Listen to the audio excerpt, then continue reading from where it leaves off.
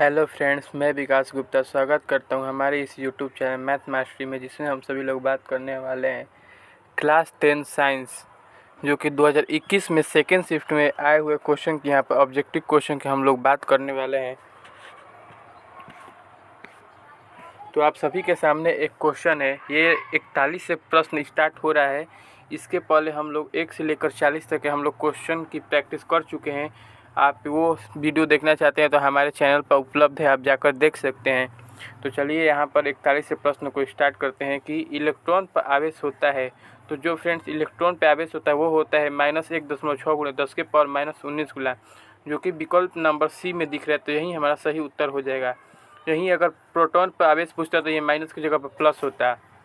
अगला है 42 नंबर, खिलौनों में किस सेल का उपयोग किया जाता है? सूखा सेल, डैनियल सेल, सौर सेल या इनमें से कोई नहीं। तो जो खिलौना होता है उसमें फ्रेंड सूखा सेल का इस्तेमाल किया जाता है। तो विकल्प नंबर ए इसका सही उत्तर हो जाएगा। अगला नंबर क्वेश्चन है 43 नंबर क्वेश्चन, कार्य करने की क्षमता को क्या कहते हैं? तो जो फ्रेंड्स कार्य करने की क्षमता होती है उसे ऊर्जा कहते हैं। तो विकल्प नंबर सी इसका सही उत्तर हो जाएगा। अगला नंबर क्वेश्चन देखते हैं 44 नंबर, निम्नलिखित में से कौन विस्थापन अभिक्रिया का एक उदाहरण है? विस्थापन अभिक्रिया बताना है। तो यहाँ पर आप सभी के सामने 4 विकल्प दिए गए हैं, जिसमें से यहाँ पर देखा जाए तो अगर हम लोग विकल्प नंबर पहले को देखें तो यहाँ पर CaCO3 से बना है CaO और CO2। तो यहाँ पर तो ये टूट रहा है, तो ये विस्थापन नहीं होगा। अगर विकल्प नंबर बी को देखें तो CaO प्लस H2 दिया है, तो ये इसमें विलोप हो रहा है, ये भी विस्थापन नहीं, ये इसमें तो मिल जा रहा है। अगर विकल्प नंबर डी को देखें तो NaOH प्लस HCl, यहाँ पर लवण और जल बन रहा है, तो ये भी विस्थापन अभिक्रिया नहीं होगा। अगर विकल्प नंबर सी को देखें तो जो फेरस है Fe, वो CuSO4 को विस्थापित कर रहा है, Cu को विस्थापित कर दे, ये बाहर निकल जाए और Fe इसके जगह पर आ जाए। तो जो विकल्प नंबर सी है यही इसका सही उत्तर हो जाएगा। अगला नंबर 45 नंबर अगर प्रश्न को देखें तो सिल्वर क्लोराइड का रंग कैसा होता है? तो आप सभी लोगों को ज्ञात होना चाहिए कि सिल्वर क्लोराइड का रंग श्वेत होता है, जो कि विकल्प नंबर डी में है। तो यही इसका सही उत्तर हो जाएगा। अगला नंबर 46 नंबर क्वेश्चन है, निम्नलिखित में से लवण कौन है? तो जो NaCl होता है वो एक प्रकार का लवण होता है, तो यही इसका सही उत्तर हो जाएगा विकल्प नंबर बी। अगला नंबर 47 नंबर है, तुतिया नीला थोथा का अणु सूत्र है। तो आप सभी लोगों के सामने CuSO4 × 5H2 Na2BO4O7 × 10H2 CaCl3 या KOH। तो जो तुतिया होता है उसका सही सूत्र होता है CuSO4 × 5H2, जो कि विकल्प नंबर ए में दिख रहा है। तो यही इसका सही उत्तर हो जाएगा। अगला नंबर प्रश्न देखते हैं 48 नंबर है, गंधक की परमाणु संख्या क्या है? आप सभी लोगों को 1 से लेकर 30 तक तो कम से कम परमाणु संख्या याद होना चाहिए। तो जो गंधक होता है, गंधक सल्फर को हम लोग गंधक कहते हैं। तो सल्फर की परमाणु संख्या 16 होती है, जो कि विकल्प नंबर सी में दिख रहा है। अगला नंबर क्वेश्चन है 39 नंबर की इलेक्ट्रिक हीटर की कुंडली बनाने में किस पदार्थ का प्रयोग किया जाता है? जो हीटर होता है उसका कुंडली बनाने के लिए हम लोग नाइक्रोम के तार का प्रयोग करते हैं, जो कि विकल्प नंबर डी में दिख रहा है। तो यही आपका सही उत्तर हो जाएगा। अगला नंबर 50 नंबर क्वेश्चन की बात करें, 1 यूनिट विद्युत ऊर्जा का मान कितना होता है? यहाँ पर बताना है कि 1 यूनिट विद्युत ऊर्जा का मान कितना होता है। तो जो 1 यूनिट विद्युत ऊर्जा का मान होता है वो होता है 3.6 गुणे 10 के पावर 6 जूल, जो कि विकल्प नंबर डी में है। तो यही हमारा सही उत्तर हो जाएगा। 51 नंबर क्वेश्चन देखते हैं। 51 नंबर क्वेश्चन है कि किलोवाट प्रति घंटा एक इकाई है। तो जो किलोवाट प्रति घंटा ये ऊर्जा की इकाई होती है। तो विकल्प नंबर ए इसका सही उत्तर हो जाएगा। अगला नंबर प्रश्न देखते हैं 52 नंबर, विद्युत फ्यूज विद्युत धारा के किस सिद्धांत पर कार्य करता है? तो जो विद्युत फ्यूज होता है विद्युत धारा के ऊष्मीय प्रभाव पर कार्य करता है, क्योंकि जब करंट इधर से उधर होता रहता है और कोई गड़बड़ी हो जाती है तार में, तो जो वो गर्म हो जाता है फ्यूज और वो टूट जाता है। तो विद्युत ऊर्जा को ऊष्मीय प्रभाव पर कार्य करता है। तो विकल्प नंबर ए इसका सही उत्तर हो जाएगा। अगला नंबर 53 नंबर क्वेश्चन है, वोल्ट मीटर को विद्युत परिपथ में किस क्रम में जोड़ा जाता है? तो आप सभी लोगों को ये याद होना चाहिए कि वोल्ट मीटर को हमेशा समानांतर क्रम में जोड़ा जाता है और एमीटर को हमेशा श्रेणी क्रम में। तो यहाँ पर वोल्ट मीटर के बारे में पूछ रहा है तो इसको समानांतर क्रम में जोड़ा जाता है। अगला नंबर 54 नंबर क्वेश्चन है, विद्युत परिपथ में दो बिंदुओं के बीच विभवांतर मापने के लिए प्रयुक्त होता है। तो आप सभी लोगों को ये वोल्ट मीटर हो जाएगा। वोल्ट मीटर से दो बिंदुओं के बीच विभवांतर मापते हैं। तो विकल्प 54 नंबर का विकल्प नंबर बी आप सभी लोगों का सही उत्तर हो जाएगा। 55 नंबर देखते हैं। 55 नंबर है, जल विद्युत संयंत्र किस ऊर्जा को विद्युत ऊर्जा में रूपांतरित करता है। तो जो जल विद्युत संयंत्र होता है वह स्थितिज ऊर्जा को विद्युत ऊर्जा में रूपांतरित करता है, क्योंकि जल में तो स्थितिज है, वो तो जल ठहरा हुआ है, तो उसमें स्थितिज ऊर्जा है। और जब उसको खोलकर टरबाइन वर्बाइन चलाते हैं हम लोग, तो उससे विद्युत उत्पन्न होता है, तो वो स्थितिज ऊर्जा को विद्युत ऊर्जा में रूपांतरित होता है। विकल्प नंबर डी इसका सही उत्तर हो जाएगा। अगला नंबर 56 नंबर क्वेश्चन है, विद्युत बल्ब में कौन सी गैस भरी रहती है। नाइट्रोजन, वायु, निष्क्रिय गैस या हाइड्रोजन। तो जो विद्युत बल्ब होता है उसमें निष्क्रिय गैस भरा जाता है। विकल्प नंबर सी इसका सही उत्तर हो जाएगा। अधिकतर बल्बों में हीलियम या फिर आर्गन गैस भरा जाता है। तो 56 नंबर का विकल्प नंबर सी आपका सही उत्तर हो जाएगा। अगला नंबर देखते हैं 57 नंबर प्रश्न को। 57 नंबर प्रश्न है, निम्नलिखित में कौन प्राकृतिक सूचक है।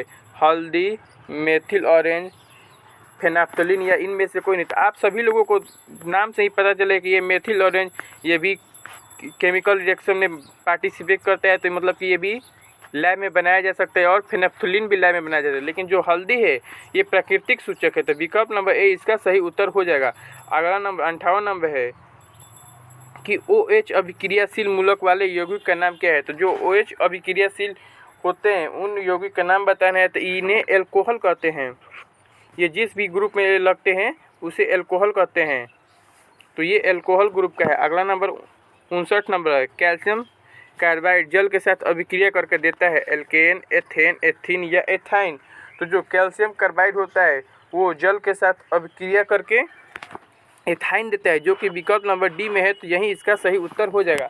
अगला नंबर 60 नंबर है, ओजोन के एक अणु में ऑक्सीजन की परमाणुओं की संख्या कितनी होती है। तो ओजोन का फार्मूला होता है O3। तो जो इसमें एक अणु में ऑक्सीजन परमाणुओं की संख्या आप सभी लोगों को यहाँ पर देख रहे हैं कि 3 है। तो विकल्प नंबर 3 इसका सही उत्तर हो जाएगा। अगला नंबर क्वेश्चन देखते हैं। 61 नंबर क्वेश्चन है, कमरे के ताप पर द्रव अवस्था में रहने वाला धातु। यहाँ पर धातु बताना है। धातु में पारा और अधातु में ब्रोमीन होता है। तो जो यहाँ पर धातु पूछे आप सभी लोगों को देखना, अगर ब्रोमीन भी रहता तो ब्रोमीन नहीं होता। यहाँ पर धातु पूछे तो धातु में पारा होगा। पारा द्रव अवस्था में पाया जाता है। और अधातु की बात की जाए तो ब्रोमीन होता है, जो कि द्रव अवस्था में पाया जाता है। तो विकल्प नंबर इसका ए सही उत्तर हो जाएगा। अगला नंबर क्वेश्चन देखते हैं, सरलतम हाइड्रोकार्बन है मेथेन, एथेन, प्रोपेन या ब्यूटेन। तो यहाँ पर सरलतम हाइड्रोकार्बन का मतलब जो पहले नंबर पर हाइड्रोकार्बन आता है, तो पहला हाइड्रोकार्बन मेथेन होता है। यही इसका सही उत्तर हो जाएगा।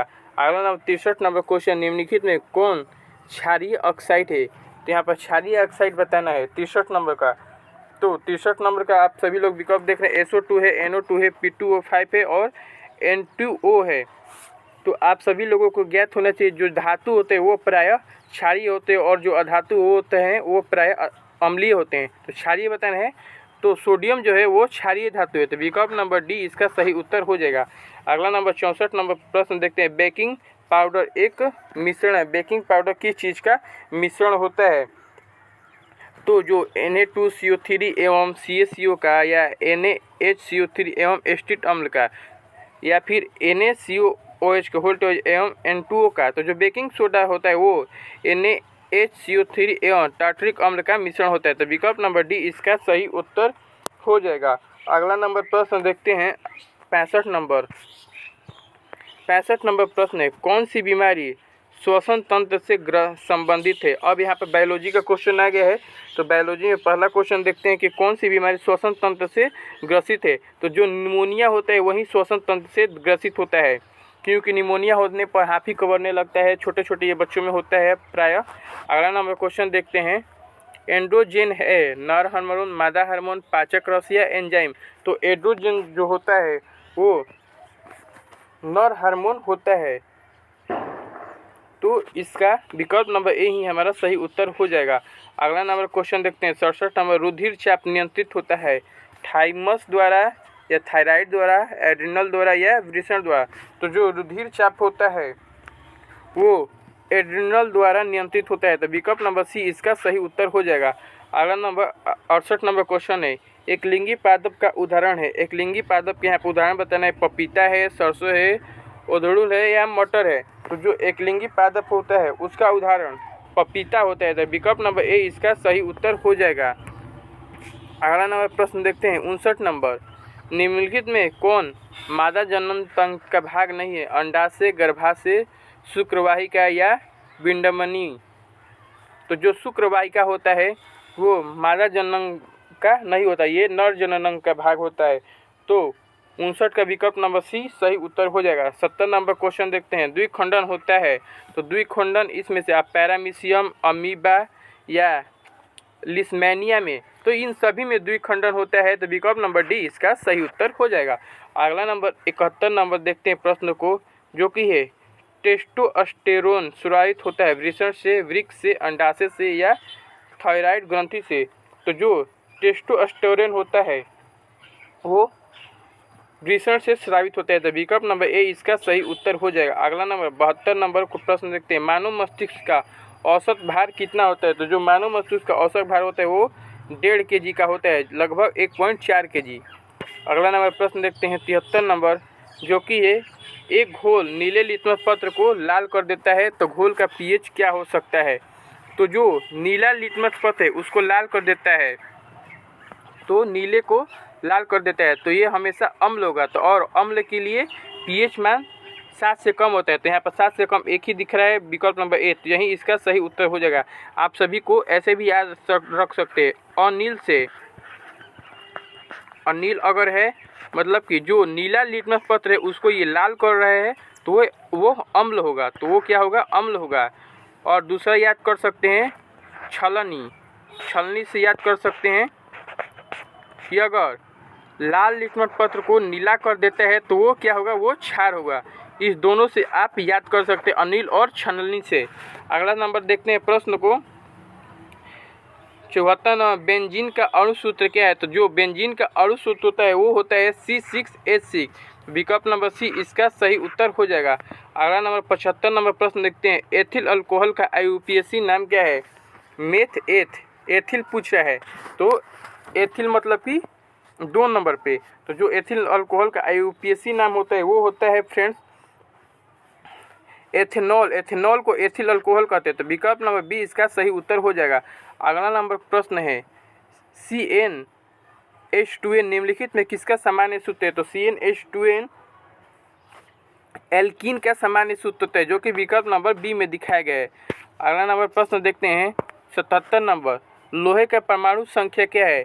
यहाँ पर तो आप सभी को पहले ही बता दिए हैं कि आप सभी को 1 से लेकर 30 तक कम से कम परमाणु संख्या याद होना चाहिए। तो यहाँ पर लोहे का परमाणु संख्या 26 होता है, जो कि विकल्प नंबर बी में दिखाया गया है।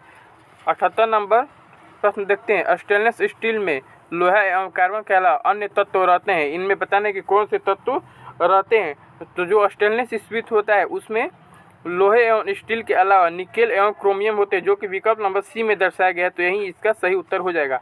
अगला नंबर 89 नंबर क्वेश्चन है, पीतल है धातु, अधातु, मिश्र धातु या उप धातु? तो जो पीतल होता है वो मिश्र धातु होता है। तो इसका विकल्प नंबर सी इसका सही उत्तर हो जाएगा। 80 नंबर प्रश्न को देखते हैं, निम्नलिखित यौगिक में कौन अम्ल है? यहाँ पर अम्ल को बताना है। तो जो यहाँ पर H2SO4 है ये एक प्रकार का अम्ल है। तो विकल्प नंबर बी इसका सही उत्तर हो जाएगा। अगर 1 से लेकर 1 से 40 तक के प्रश्नों को आप सभी लोगों को देखना है तो वो हमारे चैनल पर उपलब्ध है, आकर आप सभी लोग देख सकते हैं। अगर वीडियो पसंद आए तो वीडियो को लाइक कीजिए, चैनल सब्सक्राइब कीजिए और ज़्यादा से ज़्यादा शेयर कीजिए। धन्यवाद। जय हिंद।